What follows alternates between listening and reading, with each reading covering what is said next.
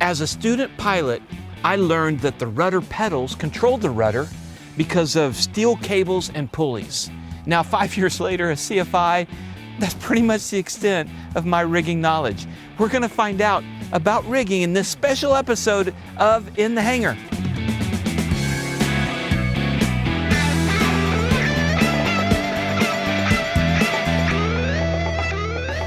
Hi, I'm Dan Milliken, and welcome to this special episode of In the Hangar. We're here at Borland Field, which is home to Cessna John Efinger, one of the foremost knowledgeable rigging experts in the aviation industry. So let's go talk to John and find out all about rigging. Okay, I'm super embarrassed because I'm all the way to a CFI now, and I really don't have any idea what's involved in rigging. So let's go talk to John. John, thank you so much for coming and being a part of this. So rigging, I don't know what it is. And before we get into that though, what's your background in it? Okay, my background started out with Harriers. Harriers. And Harriers, you have vectored thrust, you've got ducts on your wings, you got ducts on your fuselage, you got nose, tail. So there's a lot of balance involved in there. Summarize, everything's got to be displaced equally.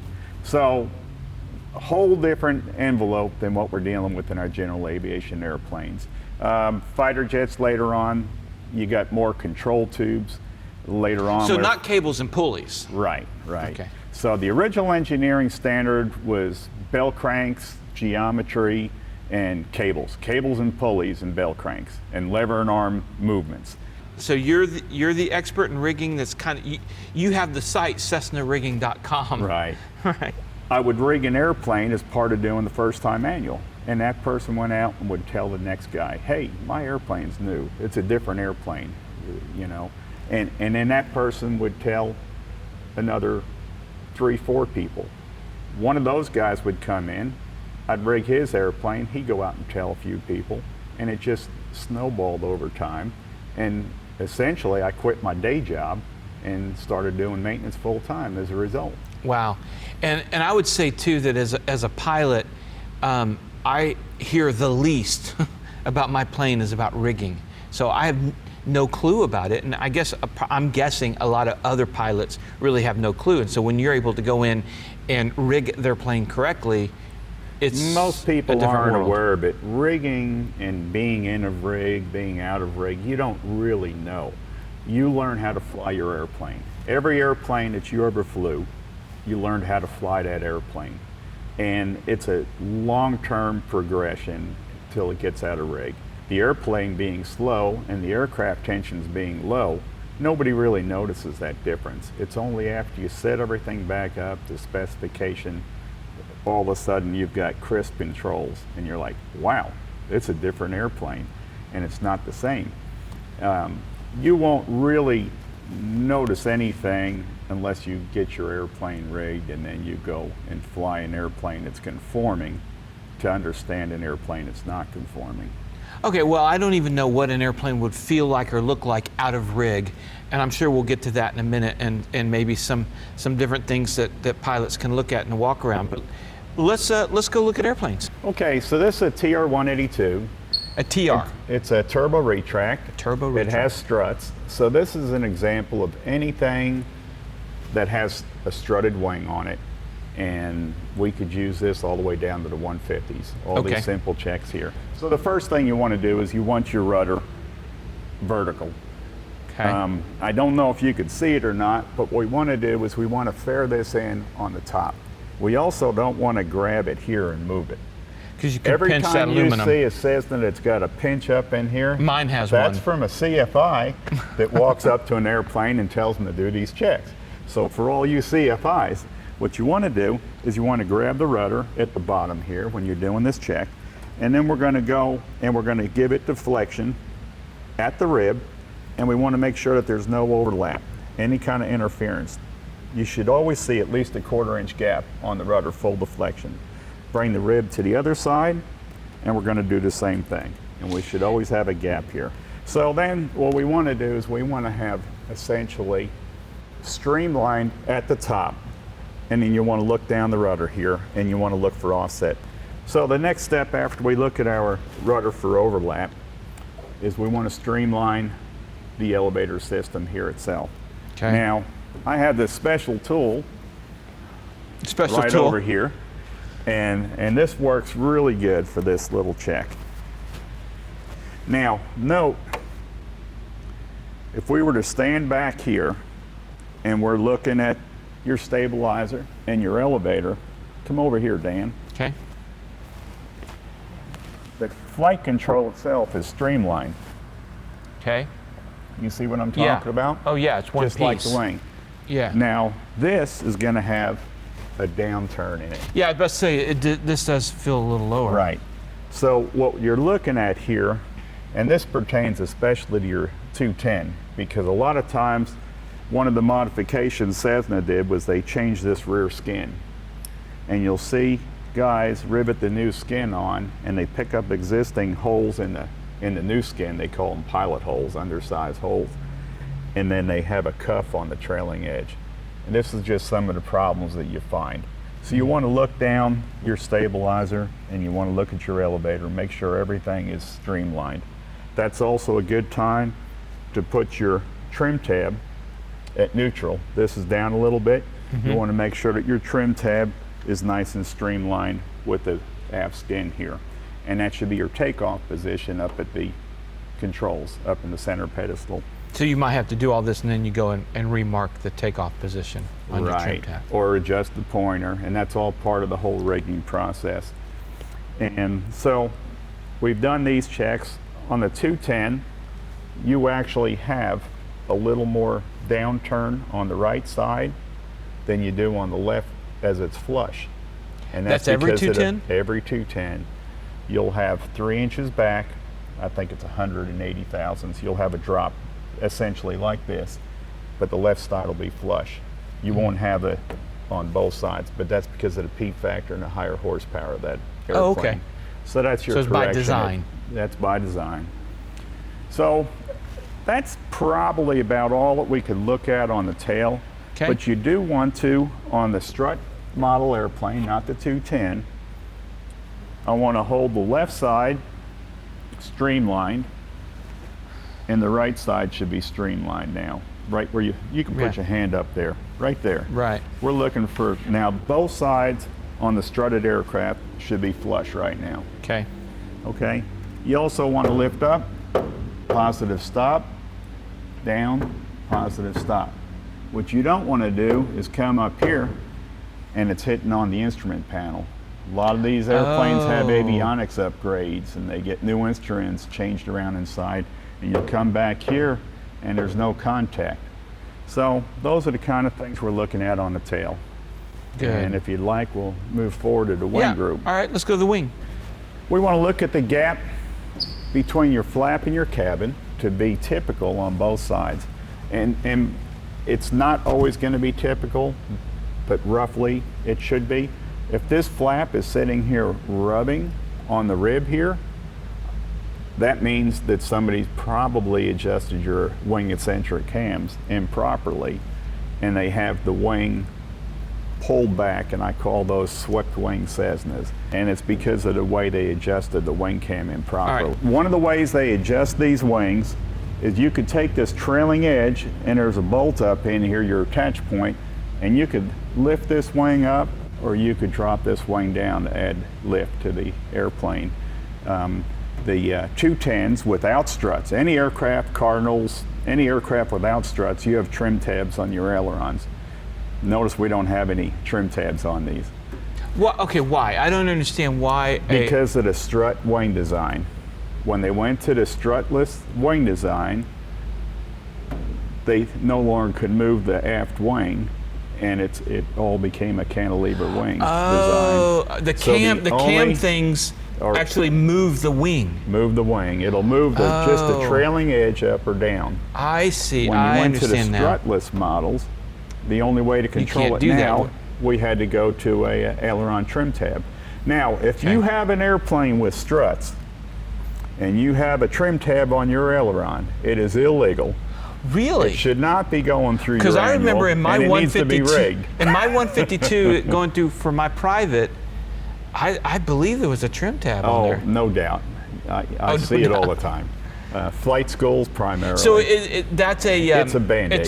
It's a Band-Aid. It's a cheap way to fix the problem without going into the cam nut, or what do you call that? The eccentric cam. Correct. The eccentric cam. Eccentric cam. And actually doing it right. Correct. Okay. And then you also have people that make a cam move, an eccentric cam move, because the rudder's deflected wrong. Right. You know, and we could get further into that, but that's what happens over time. You know, somebody comes in, the pilot says, "Oh, it's right wing heavy." They go out and they adjust a turnbuckle on your rudder. Flight schools especially, you know. And then the pilots don't complain anymore, but now you're starting to fly slow because you're constantly turning to the right. And they got rid of the right wing heavy. You know, now the plane's gonna fly straight, but it's making a right-hand turn the whole time. Okay, John, a lot of people, GoPros are everywhere. You know, I put them on my plane and everything else. How does mounting exterior cameras affect rigging? I don't think that's going to be a big deal. Okay, especially something like a 210. Maybe the smaller airplanes, you might have more restriction. My 182 over there, I've got that big seaplane exhaust hanging out of it, and that's going to be modified in the near future and a fairing put on there. So like Christie's Cherokee Warrior might have a little bit more effect putting a camera on the outside. If you've got an underpowered airplane, well, hers is, and Christie is not underpowered. I just well, if you know, it depends upon the particular airframe. These airplanes aren't really made streamlined, right? And so it's not a fighter jet. Anything you could do, and that's another thing you check with the rigging. You want to look, you know, everything except for my plane's is retractable in here, so it's not a good example. Right. But if you've got wheel fairings and your nose wheel fairing is cocked off to the side, that's going to act like a rudder, and your airplane is going to follow that wheel fairing. Oh, I hadn't even thought about the fixed, the rigging, fixed gear being part of rigging. Yeah, when you're working on a fixed gear airplane and you've got fairings on it like the 182 over there, your airplanes need to be in the slipstream, and yes, that does affect the way the airplane performs. You take my airplane, for example, I put the nose wheel pan on there, and I gained 7 knots. You gained 7 knots? Just by changing out putting the nose wheel fairing on. You get about 3 knots for the mains, but you'll see about 6 or 7, up to 7, just for the nose fairing. Wow. You're going to lose, and I'm sure in your 210 the same thing happens. You're going to lose 3 knots when you got your cow flaps fully open when you're flying along. Yeah, maybe even a little bit more. So the airframe does have an effect, and of course an out of rig airplane has a big effect. Okay, what else on the wing, John? So we want to check a couple things here. Okay. First of all, we want to make sure that our flaps are literally retracted all the way. Okay. Very common to find that these flaps will be actually down, and you know, all the pilot knows is he's moved the switch all the way up. These may not be rigged properly. So you could come behind these and you go right to your flap tracks, and you want to make sure that everything's snug on the back of the flap track. If this thing moves forward an inch or so, you know you have a rigging problem, okay? So the cabin to the wing the cabin intersect fairing here, a lot of people ask me all the time, well, is this supposed to line up here? No. This falls in place wherever it falls in place. Your flaps are going to ride on the rollers and the flap tracks, and that is going to put your position of your flaps. When these rollers are all the way snugged up in your flap well to your flap track and are locked up in the forward flap track, that's where they're supposed to be. I'll bring another point up. If you're raising your flaps and right before your flap motor shuts off, if you hear a big binding sound and a big heavy load, that means you've got a preload on your flaps and they're too tight. You should just hear a simple stop and no change in the sound of the motor whatsoever when your flaps are fully retracted on the ground while you're doing your pre-flight. So I guess as a pilot, the danger here is that too loose, and your flaps are hanging out. You're flying slow. You're flying slow and too tight. You're putting a bind on the motor. You could structural damage. You could, yeah. And also it changes everything in the POH. I mean, if I'm told to go 10 degrees flaps and they're loose, it's really 14 degrees. And that's going to affect my, landing distances and everything else. And that's a whole nother issue in itself. And we'll talk about that more because, on most of your airplanes, there's 2 degrees going down tolerance on most of your 182s. 2 degrees. And there's 4 degrees going up. You say, why 4 degrees? Say, why 4 degrees, John? Why 4 degrees, John? It says it didn't do a real good job on the system. So it's not the most precision system to utilize anyway. But those tolerances there, you do want to make sure that you're accurate on your up and down travels. And you won't find that specification in your POH. Where you'll find that is in the service manual. And then which every pilot reads religiously. Well, you have a type certificate data sheet with the FAA, but the two of those don't always agree either. Right. So you want to look that you're fully retracted.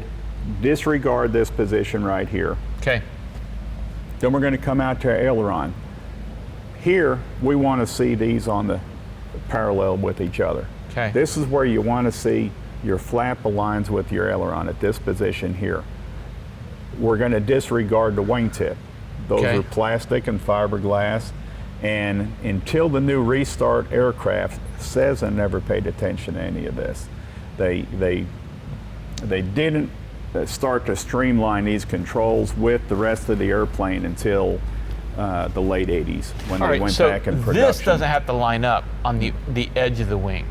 It's correct. What we want to see is the flaps lining up with the ailerons, not right here. To be all the way fully retracted, and you want your inboard aileron rib to align with your outboard flap rib. Okay. Now notice on the 182s, and your 210 is going to be different. We get out to here, and this is a lot higher if you stand back. Right. Okay, so there's 1.9 inches of twist from this second rib till you get out here to your wingtip. Oh, wow. So it's twisting up, and even then it's still not, but that's aileron design. twist in here. Yeah, by design. Aileron twist by design. Okay. By design. And I've had them come in, and especially when you have an airplane that's been reworked or hail damage, and it comes back, and you'll see one of these straight, and then you'll have twist in the other side. Well, that's where the rigging problems come in. Wow, okay. So you want to have, and you want to stand back and look at the airplane, and then get a look from a good distance back, and you want to see equal twist on both sides. Okay. Or pretty close to it. And that's about all I got on the wing group that I could think of checking. All right, let's move on. So John, you said, we've been talking about the wing, we've been talking about the aileron, but it's really critical that we set the controls in here the way we need to. Can you talk about that? Okay, so when we're doing our rigging checks, we want to have nice parallel yoke control, And this is when we're checking the aileron. Right. Aileron. When we have our flap streamlined to our aileron on both sides, then when we look in the aircraft, and you could do that from standing right here and look in, and you could see that both your yokes are parallel with each other. Okay. If you see one yoke or both yokes turned off to one side, and you've got this flap streamlined to your aileron, you've got a rigging problem. Okay. So that's pretty easy to identify. Well, while we're here in the cabin, what else do we need to be looking at? Okay. We also want to make sure with our rudder, we want to make sure that our pedals are streamlined with each other, just like we do the flight controls. Okay. Both your rudders ought to be neutral with each other. At the same time, we want to look forward at our pedestal area. Your indicator should be set at neutral and lined up with your tick mark. And the elevator should be at the takeoff position when we streamline the stabilizer and the elevator. Okay. Look at everything in streamlined position, come back here and look at your trim indicator. Now, your trim indicator might be off. It could be a rigging issue. It could be a simple trim indicator. So don't just look at that and say, I got a rigging problem necessarily. I see. What you want to have is if you're going to have a yoke mount, you want it centered up here in the yoke. You've seen some of those ram mounts, and I had a guy one time had an iPad hanging off to the side here so he could see it from the pilot's side. I have a ram mount. I use a ram mount. Right. Well, some of those, the pilots will put fly them from way the left back. seat, and they'll put them over to the side here so they can view the iPad while they're flying. I had a guy one time came back after it was rigged, and the plane flew just perfect. Came back, left wing heavy. He had everything hooked up to the airplane. There was cords everywhere. So this is where a sanitary cockpit comes in play. And sure enough, the ram mount was off the yoke. It was sitting over on the side of the yoke here. So when he was flying, it had all kinds of weight, and he was in a left-hand turn. So those are the kind of things you want to look for as well. Should a pilot like myself that uses yoke mounts or has avionics, should we leave them on then when you rig, or should we just never even put them there? I take those off whenever I fly an airplane after a re-rig. But so what's the answer for that guy? Pull all his avionics off? No, just don't have a bunch of weight hanging, influencing your flight controls and your control yokes. All right. Earlier we talked about the upgrades and the panel upgrades. Right. I've had some aircraft come back with a new panel upgrade, and what you'll find, you'll pull it back, you hear in the back now, you hear that little knock of the stop. Yeah. You go forward and you should hear a stop. Uh-oh. Oh, we got a rag. Oh, that's right. He left the rag in there. Retake. So we're going to pull back, and we're going to hear a good positive stop. We're going to go forward, and we're going to hear a positive stop. And then you also turned it left and right. Okay. That'll be in the ailerons. You got stop to stop contact, right aileron, stop to stop contact. Something else that we're looking at here is notice how when I go to the left where my yoke position is, I'm not quite parallel right here. And when I go in the opposite direction, this one is a little more parallel, but you want to see equal travel left and equal travel right, and you want to hear both stops on the left and the right side of the wing have contact at the same time. If you're just hitting on one side and you don't hear it on the other, that means your bell cranks and your stops are out of rig. All right, so John, we're here at the front of the aircraft. Okay, so the things you want to look at over here, you want to see that everything's aligned, is put your tow bar on the airplane and bring it about 6 or 8 feet forward in a straight line. And what you're looking for there is that the nose wheel is straight, is all that we're trying to do. When the nose wheel is straight, we want to make sure that the rudder pedals are parallel with each other, and we want to make sure that the rudder itself is lined up. And so that's part of that whole alignment So in check. a simplicity kind of view, it's like when I had my kid's bike, their bicycle, and I put that front tire in and I hold it and I get the handlebars straight according to the bike. There you go. Basically, that's what we're talking about here. Or if you were like myself, when I was that age, I had a chopper. A homemade chopper. A little small homemade front chopper. wheel. So sometimes I'd have to find a telephone pole to knock the front wheel straight again so it would all line up. But Somehow that's what we're that looking makes for. sense. We're going to bring the airplane forward. We're going to try to get everything lined up. And we'll talk a little bit about the scissor links. This airplane link, this airplane in particular, we have the scissor link on the retractable airplanes. Yours is a little different on your 210, but these have a squat switch. Yeah. All of them, however, right back in here, have a flat spot. Little different configuration on the TRs than the strutted airplanes, the other strutted airplanes that don't retract. But you're going to have a contact point back in here, so when the nose strut extends, when you have weight off the wheels, this stop is going to contact your strut right here, and when that contacts your strut, that's going to hold that wheel perfectly neutral position. Okay.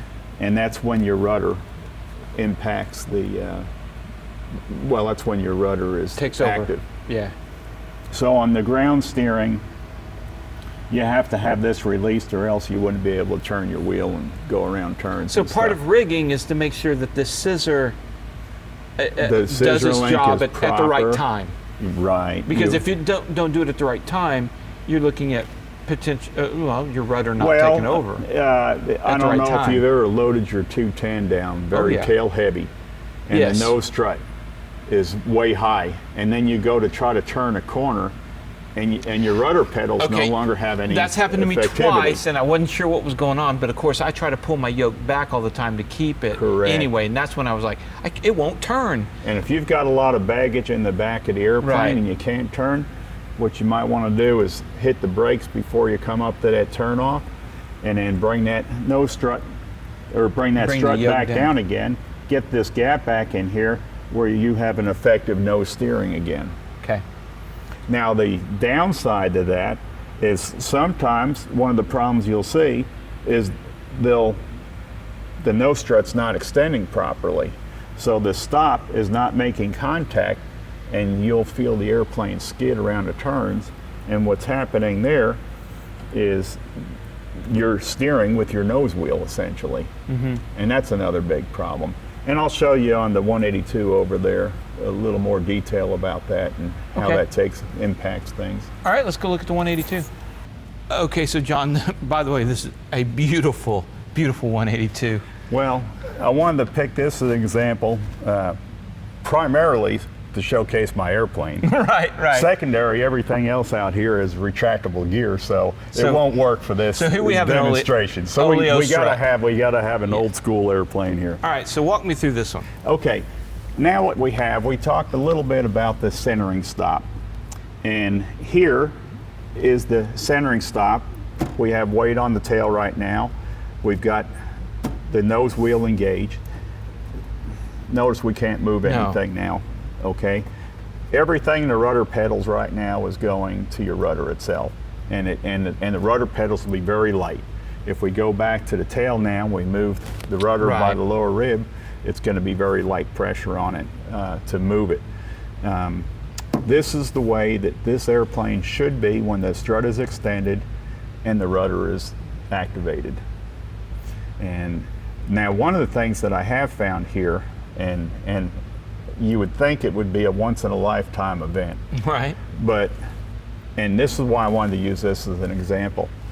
If you'll look at this part and the spread of these bolts here, you could turn this part upside down, have the lock riding against the back of the strut, and now this airplane in flight, when you turn the rudder, you'll be moving the nose wheel back and forth. And it becomes a rudder. And I have found numerous times now on 182s and smaller where they put the scissor link in there upside down, and it goes into the shop, and for years I've seen it where rig the rudder. Pilot keeps complaining. They come in, and I didn't catch it on my walk around, I should have. But the first time I came across this, I was flying the airplane, and unfortunately, it had a Texas Skyways 520 in it, so it had a lot of horsepower. And I felt it skidding around a turn, so I just stabbed the rudder. Well, when I stabbed the rudder without a centering stop, the nose wheel went sideways in flight. Oh, wow. And now I'm cross controls and obviously starting to climb for altitude to figure out what's going on. If that happens, slow down. Slow down, and then you could have less force against your nose wheel. Oh, right. You know, if anything ever happens, I know some of the other aircraft have a weaker system in here. Slow the airplane down if you ever have a problem with a control like that, and you get better stabilization. Okay. So now what we'll do is we're going to collapse this strut and simulate on the ground, and then you'll see how we can move. So John's been working on this plane for years. When we'd go to his hangar at Hicks with my 210, this would be in pieces in the back. It's coming together now. It's beautiful. Okay, so now we'll get a little weight on the nose. Now we'll look at the gap back here. All right. And we now have clearance back in here. And you can see now. Oh, now you can turn it. Where we could have the ground steering on the airplane. Of course, I shouldn't be putting that much pressure on my fairings here, but simulate how it's supposed to operate. And this is where your shimmy damper comes into play too. And then part of your walk around, we discussed looking at the fairings. You want to look at your cowl flaps. Okay, I've got the cowl flaps not fully up, but I've got the typical gap on both sides. So you want to check your cowl flap rigging. Okay. Anything that you could look at on the airframe if there's something hanging out. Again, I've got that seaplane exhaust on here.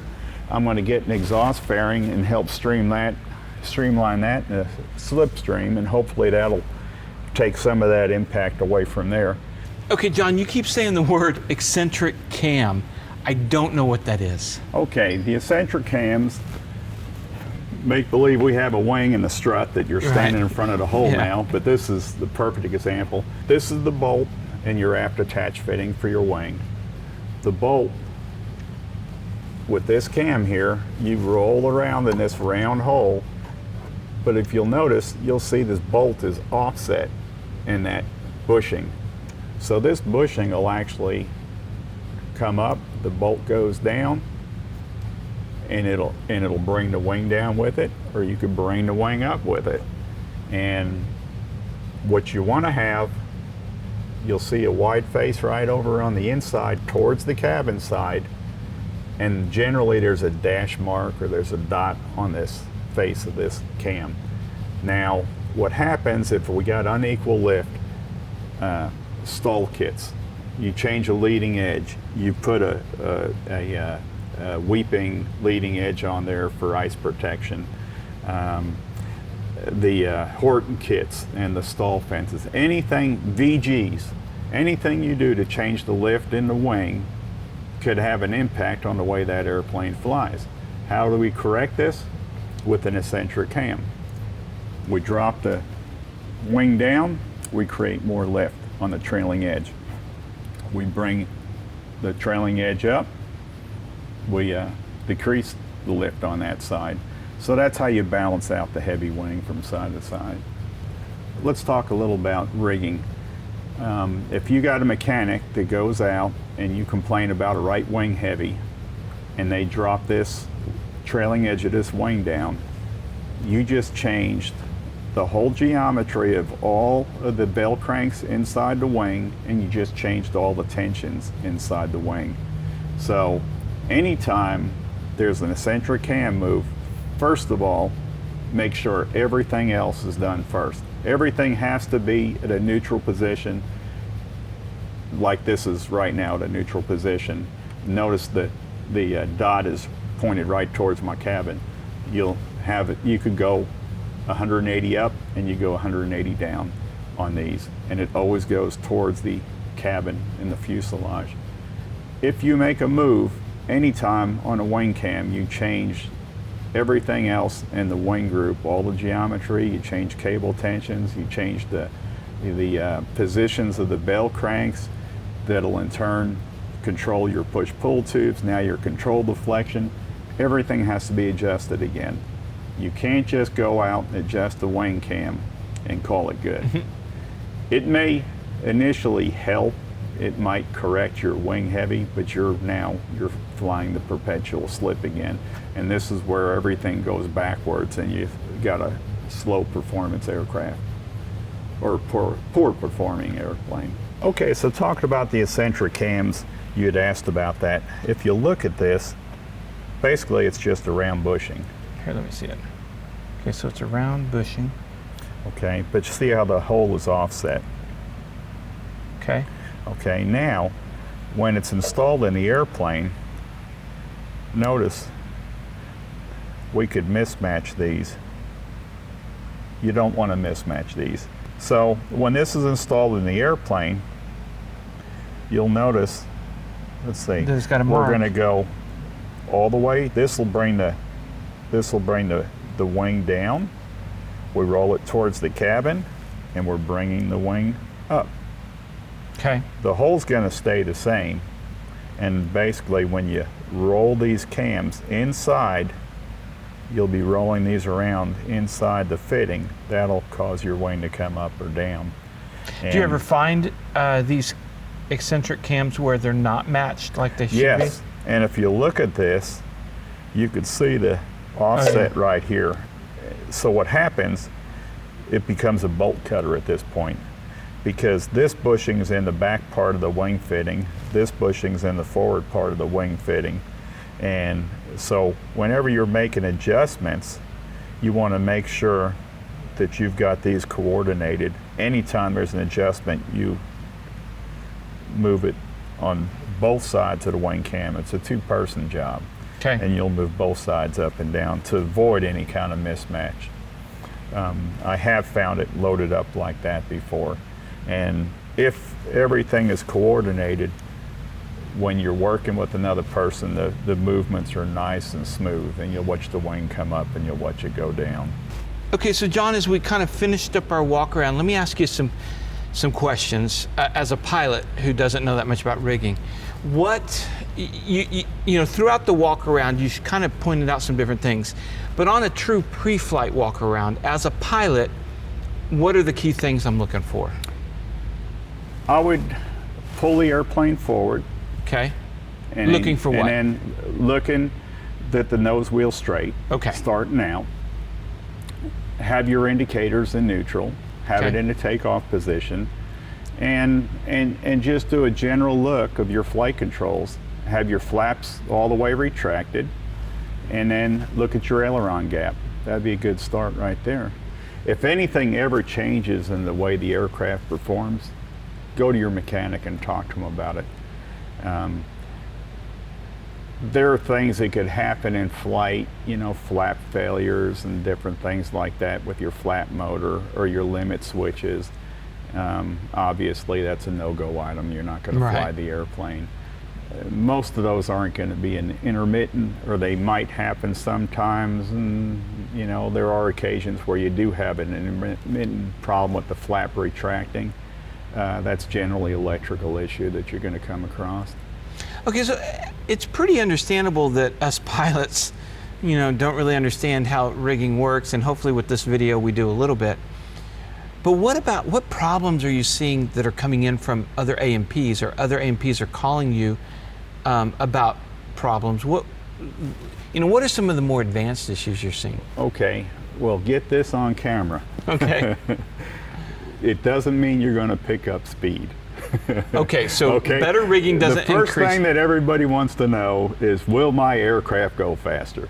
Okay, bigger engine, better airplane will make your airplane go faster.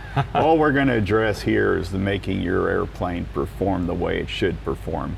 So what you want to do is you want to get your POH, go to your performance charts, go to the altitude, set your power settings. If it's a Cessna, don't set your fuel flow, especially if it's a Turbo 210 like yours, to the book, because that was marketing designed. So get your engine operating and your mixture settings accurate to your aircraft performance for that altitude. Go to the temperature chart, see how close your airplane performs. You should be able to go straight and level, let go of the controls when the ball's centered, and the airplane should fly by itself. You shouldn't really need an autopilot for it. Sometimes after an avionics job, I see these new metal panels, and then they put the turn and bank indicator in 4 machined holes. They're supposed to be slotted, and that's so you could align the turn and bank indicator. So make sure you're not flying to a bad instrument. Oh, right. If there's a question about it, the book tells you to put a level across the upper door post. Not down on the flap track, you know, or flap track. Not down on the C track, because, you know, the airplane may have had a hard landing and it's got age on it, and the floor's moved around, especially in a flight school background. Right. So depending upon the history, go to the book, put your level up at the top of the door post, and then make sure that you're not flying to a bad instrument, that you're got accurate instrumentation before you jump into rigging issues. Okay. You could do your performance chart, check your speeds, flies hands off, trimmed out. Your indicator and your rudder pedals aren't one-sided. Everything should be pretty well parallel with the floor. The turns. You want to go to a 20-degree to bank turn, have the airplane trimmed out, and that airplane should follow that 20-degree turn. You'll have to adjust pitch, right, but you should not have to adjust your turn ratio. If you could turn to the left 20 degrees, 30 degrees, and it'll hold the turn, go back to the right. Now, if you go turn to the left and you have it at 20 degrees and you let go and you're just adjusting your trim for your pitch, and now you're at 60-degree bank angle, you try it to the right and you go from 20 degrees back to 10 degrees, you got a left wing heavy airplane. Exaggerated, but that's right, what you're looking for. You want to have a nice turn both directions, equal lift on both sides. Cable tension, I mean, you talked about that you want to be not too tight, not too loose, for almost all the cables that we're talking about here. How do you adjust that? Okay.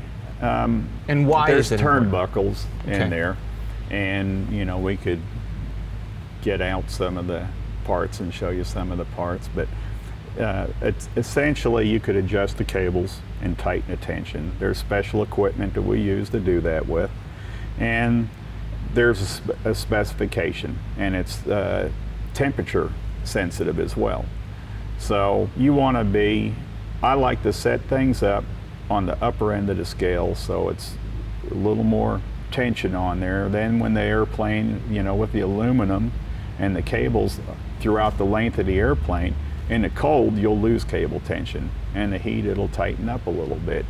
I like to, you know, being here in North Texas, I'll set it at the top of the scale, and then wherever they go, they're going to meet their cable tensions, you know, in the cold climates.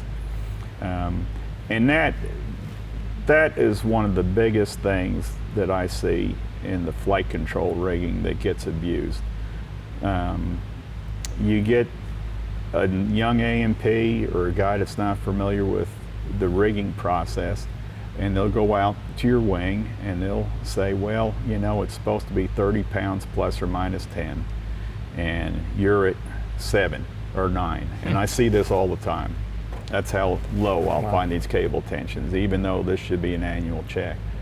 And when you tighten that back up to 30 pounds, well, all that you did was you just rolled all the controls, because there's multiple points that you have to tighten the system in. The bell cranks on each side have got to remain parallel with each other and coordinated. And so you just tighten this bell crank now. Well, that control has a tube going to your flight control. Well, that control just went up in the air. So now so it has to be done all the way around, and a lot of people do a quick fix or something like that. It's never a quick fix on rigging. And that's where these get off. Somebody will tighten up a cable somewhere. They'll say, well, this tension's low. They'll tighten up the cable. They'll displace all the controls throughout the flight control system. And then they'll come back and they'll complain, well, we got a wing heavy. So they go back to the rudder now and they just tighten up the rudder cable to make it start turning to correct for the wing issue, chasing the problem all over. And it's a vicious cycle, and it just goes on for years. And eventually you're flying basically in a perpetual slip, you know, and that's where we don't guarantee a speed increase. Right. But as a result of a properly rigged airplane, generally, you know, you're going to pick up some speed. Because an improperly rigged airplane is slower. Exactly. It's just flying in a slip. You're flying a perpetual slip to keep your ball centered while you're flying through the air, or the autopilot. All right. Okay, well, I really appreciate, John, you taking time to explain the rigging process. And if you could give one piece of advice to pilots out there, what would you tell them? Get your performance chart out and get a look at what your airplane's actually doing. And if it's slow, if it always seems like you've got a wing that's dropped down in the slipstream while you're flying along and everything's centered up and the ball's level, you know, start to think about a rigging and think of what the problem is. don't get accustomed to your airplane. I have guys all the time that tell me, well, I've always got my foot goes numb. Your foot shouldn't go numb flying the airplane. Your arm shouldn't go numb. You know, and you get in these habits over time, and it's not something that happens instantly. It's over long term. I had a pilot that grew old with his airplane, and he would put in right rudder for takeoff, then he'd slide his seat back, and that way he had enough movement on the elevator to get off the ground and take off. You know, there's no need to fly an airplane like that. So those are extreme examples, but all right, so you guys make sure you're flying safe, and we'll see you guys next time.